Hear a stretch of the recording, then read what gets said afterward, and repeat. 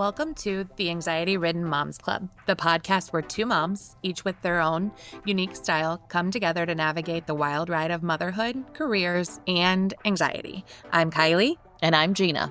There was a time when Kylie and I were direct competitors in corporate America and had different perspectives on growing our careers while managing life and all the things that come with it. But those differences have only made our friendship and our insights richer.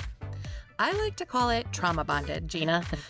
Well, what started as a difference of opinion evolved into a genuine connection. Our journey from varied viewpoints to a supportive friendship has taught us that every approach has its own strength. Now, as co-hosts and best friends, we blend generations of wisdom with fresh modern ideas to explore the challenges, joys, and yes, even the anxieties of being career moms. So whether you're a seasoned pro or just stepping into the wild world of parenting, a new career, or a new relationship, join us as we share stories, offer advice, and sometimes overthink it all. Grab your favorite cup of tea or coffee and settle in. Welcome to the Anxiety Ridden Moms Club. I'm a mom of two, ages 13 and 10. 10 yesterday. Happy birthday to Nora. Happy birthday.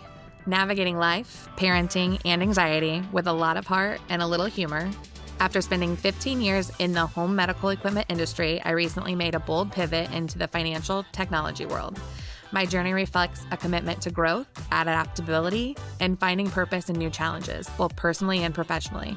But I have to give credit where credit is due and pass it over to my co-host, who has helped me in my anxiety-ridden state on more than one occasion. I am a proud mom of 3 grown sons and a 16-year-old daughter, married to an incredible man who's been my steady support through life's ups and downs.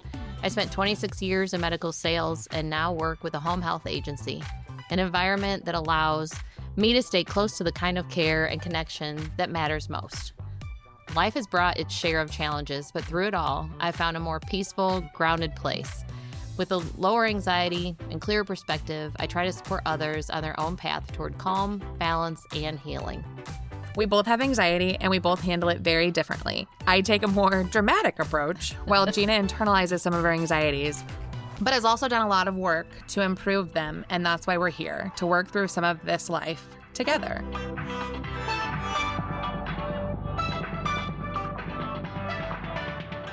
Today's episode is close to my heart because we're diving into something so many of us struggle with but rarely say out loud: the overwhelming pressure of motherhood. Motherhood is a lot. It's a lot. There's the pressures to be perfect, the fear of failing my child, loss of identity, constant mental load. I could go on and on and on.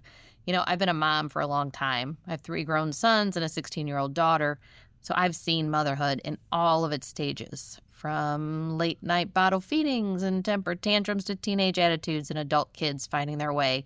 And let me tell you. Can we talk about that for a minute? Let's just dive into the attitude, because mine just turned 10 yesterday, and I feel like she's 10 going on 38. Now, see, that's where I gotta tell you, my last one's a teenager, and she's easy peasy. I got pretty lucky with my last. It was my 3 boys that were challenging, especially my second one in line. It's always us middle children. It is. And it's always number 2. If you're not seen on everything on TikTok and everything else, it's your second child's going to ruin your life. If you had one and it was easy, don't have another. It makes me self-conscious. And what's interesting is that my little brother and his wife have 3. And man, it's that middle one. It's that middle one. But I also feel super bonded to the middle ones as well. And my heart goes to them too. I have grandsons. Yes, I am on the older side of things in life. So I have my second one. It's my second grandchild and second for them. And I love him because he's got a mouth. He's the no, and you're not going to have that happen. And it just makes it more fun. We just went to lunch yesterday, and I think I'm going to coin the word seriously as his, because everything you say, seriously? Yes, seriously. You little shit, get over here. We were actually at the water park last week, and I was like, who wants to go with Aunt Kylie to the lazy river? He wouldn't get in the tube. He ran halfway around the thing. I almost lost him. Some man was like, is this your kid? I'm like, no. I don't know where his mom is, but we need to find her. He did not understand the lazy river. It was a bummer. So anyway, what would you say is your most challenging part, or thus far has been your most challenging part of motherhood? To be very honest, I think the little kid phases, it's little kids, little problems, big kids, big problems. Adding to your family, getting in the now daughter-in-laws. it's ever changing. It makes it hard, you know. It makes it fun. I love every part of life that I've had with the kids, but it is definitely, you have to prepare yourself for when your kids become adults. So not to call you out or anything, but you mentioned this being a mother-in-law a lot. And I don't know if this podcast will ever hit your daughter-in-laws. So you might want to be careful here because they are family, right? Right. Dive into that. So actually, I talked to my daughter-in-law a lot about it. So we actually have a lot of talks about it because I don't think it's talked about enough. I mean, to be honest Not with to you. interrupt, but that is where we're very different. I stew on things. I hold things in. I blow up and act like a lunatic, where you take the more mature approach, which I think is why this is going to be so interesting, because we have two totally different perspectives and two totally different, generations, essentially. Yes. And I think, to be honest with you, that's the thing is, I think the approach I've always taken is I talk a lot about whatever's bothering me. Where I think that a lot of times I used to, years back when I was younger, would just let it bottle up till one day I exploded. Not healthy. Doesn't get you too far, but it's hard to go the other route, but it's made it easier for me, even in being a mother-in-law, to talk to her, to say, it sucks to be a mother-in-law. I mean, I'm not the first phone call. I'm not going to be the first, one to know what's going to happen for the next holiday, because daughters and their moms talk all the time. Sons, and I have a great relationship with my boys, but they don't call you every single day, and they certainly aren't worried about what's happening at Easter. They're just told by their wives where to go, right? I think that's probably true. And talking to her, she has 2 boys, so I told her, I said, you better prepare yourself. You're going to be number 2 one day. And it's not the easiest place to be, but I do think ultimately, if you're talking and you understand that you're in the number 2 slot, and you raised your son to be a good man who's supposed to take care of his family and his wife and his children first, then you don't come first anyways. So learn your spots, ladies. That gives me hives. Just like, no, damn it. I'm number 1 and I'm number 1. Oh man, I can't wait for that chapter to hit. Yeah, let it take its time to get there. It's a hard one. It's definitely a hard one. But you've got the other ages too, so we got to talk about, got your 10-year-old daughter.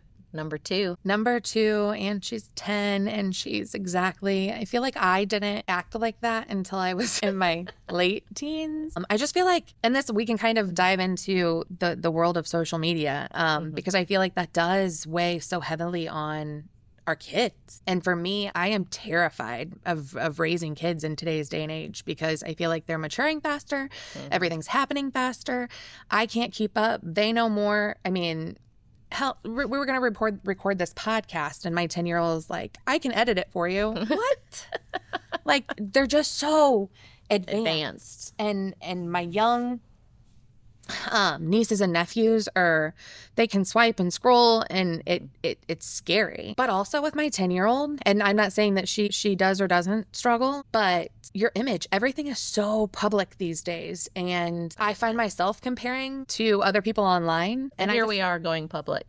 And here we are going public. So we want to normalize that it's okay to be average. Yes. It's okay to be average. You don't have to keep up with the Joneses. And it's hard. And I battle with that with my 2 brothers, even, that I'm, looking at their shiny new toys, or how I can keep up with that. But you don't have to. I think what it comes down to is just finding your own place in this world and finding peace with that, and being okay being average. Yes. I think just be good with you. I mean, you're not really good for your children, your marriage, your family, whomever, your friendships, if you're not just good with you. I think it's more about, if I want to get better, I want to get better for me. Not that I need to get better for everybody else. Not that I want the life of somebody else. Sometimes they might have a shiny thing, but do you want every other part of their life that goes with it? Not necessarily. It's like when your kids are young, and especially at the age in grade school, when they worry what other people think, which is, always a problem for all of us, right? You get in your head and you sit and overthink it. The one thing I always tell my kids, when you go into a room and you feel like somebody's staring at you, it makes you like, oh, this kid doesn't like me. Maybe do you really like the kid that doesn't like you? You got to really think about it. And when you really stop yourself sometimes, that's when you start realizing, like, I don't even like that person. So what in the heck does it matter if they like me? And then they can move on. And I think it's one thing my son told me one time was, he goes, the one thing I can tell you that you definitely gave your kids was self-esteem, maybe too much. Okay. So how did you do that? Because I'm in that phase where I'm like, I could really I could really make or break this kid and what's important to them. And I feel like the internet weighs so heavily on that. I need to do my part. So how did you do that? How did you instill that in your kids to be confident in themselves and not worry about what other people think? I have known you for years and I've always been so jealous of that because it seems like you really just don't care. You don't like love me or hate me. I am who I am. And I envy that so much. I don't care. I mean, because I've never had anybody that I really like or admire that doesn't like me. And the ones that don't like me, I don't really like them as a person, or I don't respect them as what they do. There's something that I'm never like sold into them either. So that's why I start with my kids so young, telling them that every time that we talked a lot about it because it's just true. I mean, and my kids realized it is true. I mean, yes, in relationships it can be different. You're in a relationship, you're the guy, he's a man of your dreams, and all of a sudden he wants to break up and you're heartbroken. Those are the only times that you really have that. But I really liked him, and now he doesn't like me, and I don't understand. But those are I think those are the hardest times of life. Those are all the rest of them don't matter. Even when you go on dates with different people and a person doesn't, they don't really like me. But when you really stop and probably get to know that person, you probably won't like them either. So I did that with my kids. I talked about it a lot. The people that don't like you anyways are not worth your time. They probably don't matter. They don't give something to you. And if that's okay. People are in this world, millions and millions, billions of people. So go find the next one. Truly, they're out there. There's somebody else to be friends with. There's somebody else to have a relationship with. There's somebody else to learn from, grow with, all those things. So for everyone listening, I can't even explain or tell you how many times I've called Gina and I'm like, okay, tell me I'm pretty. No, I'm just kidding. I don't tell her to tell me I'm pretty necessarily, but there have been, more times than I can count that I've called and said, I'm going to have a nervous breakdown and I need you to tell me it's going to be okay. So talk to me a little bit about how you keep things in perspective and keep yourself in check along with me. So, we've mentioned before, I'm the dramatic one. I'm trying so hard to find that piece. And I don't know, some of it too, I think it drives me to be competitive and it's gotten me far. But now I'm at the point where I just want to settle down and do a job I love and enjoy life. But I don't know how. Well, and that's the one thing I was very jealous of you on, though, is the fact that that anxiety was your driving force. Everybody has a weakness, and lots of people take anxiety as a weakness, but it's really not always a weakness. Sometimes it's your best tool. To me, I felt like a lot of times, even when you would call me and say, oh my God, I'm going to lose my mind. Like, you got to help me. I'm having that day. You were driven by those days. You succeeded and did so well because of those days. And so for me, it was just easy just to be able to say, hey, you just got to take a deep breath and manage what you can manage. We can't manage everything. We can't do everything, right? So it's just sometimes it's about, I think, having a calm voice on the other end to remind you of that. But my anxiety never drove me. So I had to find the way to utilize it to find my inner calm and work on it and help other people, but it's not my driver. It could shut me down if I were to let it get out of control. So I always thought it was great that your anxiety did you wonders when it came to work. I mean, you would be running around in circles around other people, killing it with competition. You'd be driving those people because that's what was getting you there. So sometimes, as everybody needs to know, anxiety isn't always a bad thing. Everybody takes it as, oh my God, I'm anxiety ridden, this is a problem. It's not a problem. Every weakness that we have can be a strength. Just got to find how to utilize it. And you did. So I just always thought it was great. For me, all I ever did, like I said, I talked about things and I always figured you can only control what you control. Only can do what I can do today. And at the end, I'm going home to my family. That corporate life can really do a person in. While I did kill it and have extraordinary success, and I will never be ungrateful for that, life outside of our previous company. So Gina and I both worked for the same company. I have no intention on getting sued, and I'm still under contract. So if we refer to it, we're just going to refer to it as the litter box. But it's a corporate company, a national company. It was big. Numbers are big. Both of us started with a small mom and pop shop as far as medical equipment goes. Different roles, but same. And they were both bought out by a monster. And we worked for the monster for a long time. And I say monster not to be degrading or mean or anything of the sort. It's just massive. And massive equals more chain of command and more red tape and more all of the things no one enjoys. But on the other hand, it brings some good stuff. I mean, sometimes it gives you more buying powers and other abilities and other systems, and sometimes can be, some lights. Not a lot, but some. Decent health insurance. Oh, yeah, that was a good one. That was a good one because I went from paying a lot yes. To not so much. So that was one of the perks for sure. And for me, and pivoting out of that, I don't want to spend a lot of time talking about it, but I feel like it's important to kind of talk about our background and how we met. We worked for the same company, but we had different DBA names. So we worked for the same person, signed our paycheck, but to the outside world, Gina and I marketed it against each other for years. And through that came a lot of trials and tribulations and different things, but that's how we've kind of started this friendship and has carried on life outside of that. So, but let's be honest, if we're going to talk about it for just 1 minute, I do at least, Kylie had a great center that did wonderful and kicked everybody's rear end. So I'll first throw that out there. But I did like being a thorn in her rear end a lot of times. And I definitely would get them to take the junk while I took the good stuff for some of the patients that I took care of. And it was always made me feel good to take something like that and give her some junk that she can handle. Yeah, it was so fun. All the memories. It was so fun. And there are a lot of good memories, but there are a lot of sleepless nights that went along with that. A lot of pressure. It didn't matter what you did right. It was never good enough. No.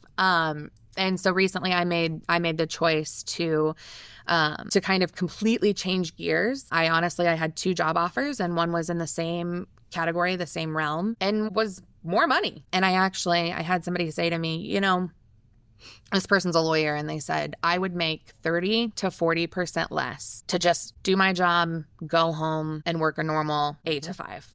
30 to 40% less. And that really sat with me because I felt like I was at the point where I could keep doing what I was doing and probably make really good freaking money, and I would be able to keep up with the Joneses, or kind of pivot and focus on life. And that's what I'm doing. So, which I think is a great decision, because then that will help you with your kids. And life's really about our families and memories that we make. And, like people talk about, when you pass away, like, what do you want to be remembered for?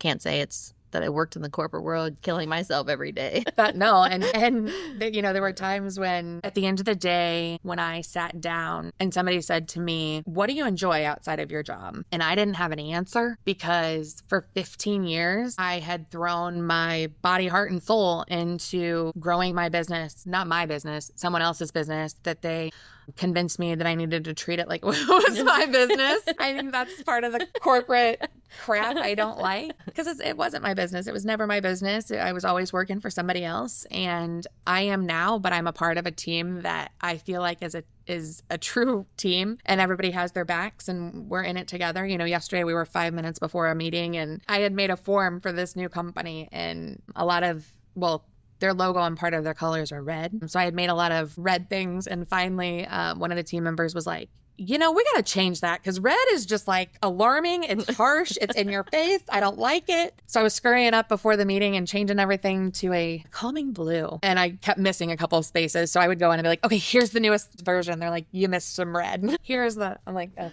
I get it. But I didn't have a lot outside of work, just because work, even my friends, like if I would go out on a Saturday, it would be friends that I met from work. And with that being said, like, it was 15 years of my life. So we spent every day together for 15 years. But I feel like I kind of abandoned some of my, the relationships that matter. The relationships that really matter for ones that don't. So the last year for me has been crazy wild. A lot of trials and tribulations, but with your help and with the support of some really awesome people, like, I feel like I'm finally on the other side of that. And I want to heal out loud. I want to help people. I want to share our stories, but I really do. I thank you, because there were lots of days that I probably would have lost my mind, that you kind of helped me through. So, well, and that's the thing is, I think as we've talked and gone through things, I've learned what I've learned. I've come to where I am today, and I have a lot of people that'll say, if they talk to me, it's very calming. And so it was another reason why, for me, I really even wanted to do this podcast, because I feel like, have you ever considered like sex line phones? Like, you could be the voice on the other end of a sex. I don't find my voice to be that sexy. See, it can be. Man. Maybe we don't start a podcast. We start a sex line. How about that? Hey, I could use some extra cash, so maybe that'll help. Anyway, sorry to interrupt with your sex voice talk. But I just definitely felt like if I could be a calm for more people, I mean, I would love to do that. I wish I would have had that years before I found it for myself. So I think it's kind of cool for us to try this out and see what we can bring to the table, help ourselves out while we're at it, and make something happen. I love it. If no one's told you lately, let me be the one to say it. You're not failing, you're growing. You're not broken, you're becoming. And you're doing better than you think. Thanks for being here today. If this episode resonated with you, I'd love if you'd subscribe, leave a review, or share it with another mom who might need to hear this. You can also connect with us on our social media at the Anxiety Ridden Moms Club. We'd love to hear your story. Until next time, give yourself grace, breathe deep, and remember, peace is possible.